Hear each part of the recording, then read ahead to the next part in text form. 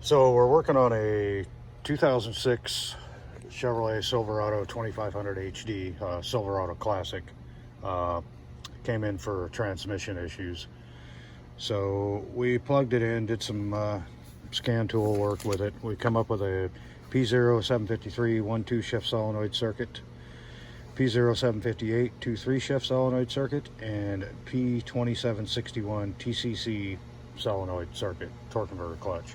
So what do they have in common? They all have the same power feed. So we start looking at that circuit 1020 that runs from the, well, actually it runs from the ignition switch to the instrument panel fuse, ignition 0. It goes, there's a TBC fuse in there too. They're both on that same circuit.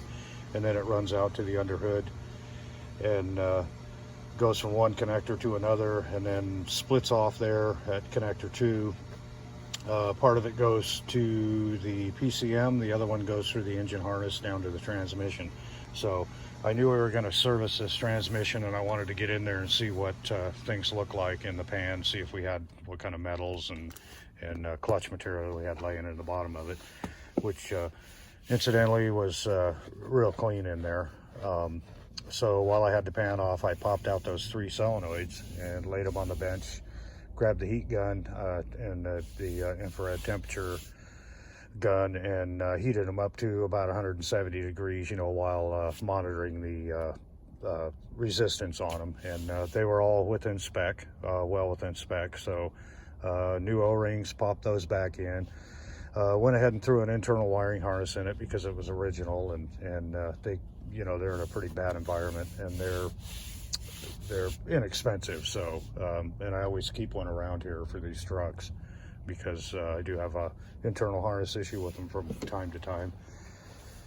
So then we worked backwards from up there. We come up here, made sure that in our underhood relay box that we didn't have an issue on a bus bar in there, and then we come back here to the connector on that comes out of the ignition switch, and it goes right to the instrument panel fuse block, and that white wire right there, that's the one that supplies power. So it was really intermittent.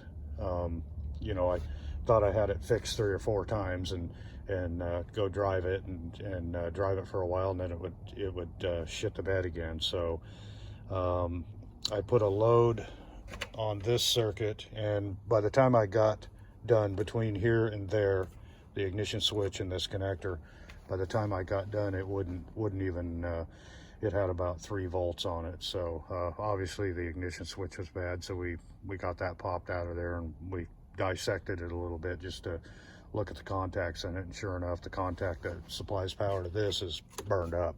So original switch. So got a switch coming. We'll get that back in there, run a couple tests on it, go drive it again.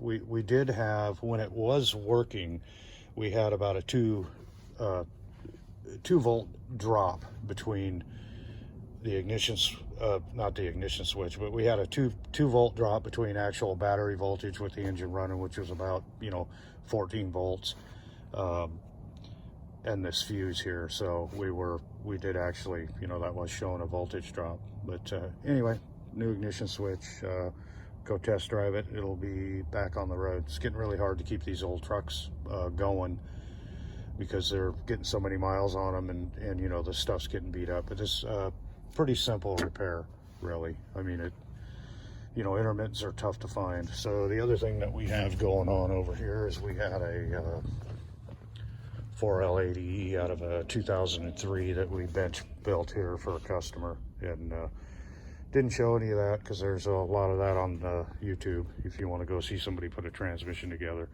But replaced all our clutches, steels, did some bushings, thrust washers to we set our clutches all up, they're all in spec, and our sealing rings and bushings on drums and stuff like that to get the the seal we needed, and replaced I replaced the forward drum, or the direct drum, excuse me, because it was pretty tatered out where the sealing rings go in it. So we put a new one in there, and but anyway, it's ready to go. New converter, and they can have it back. And I told them to be sure and flush the living hell out of the transmission cooler lines until it comes out clean, you know, no black, no gray. So anyway, that's done, and just another day here.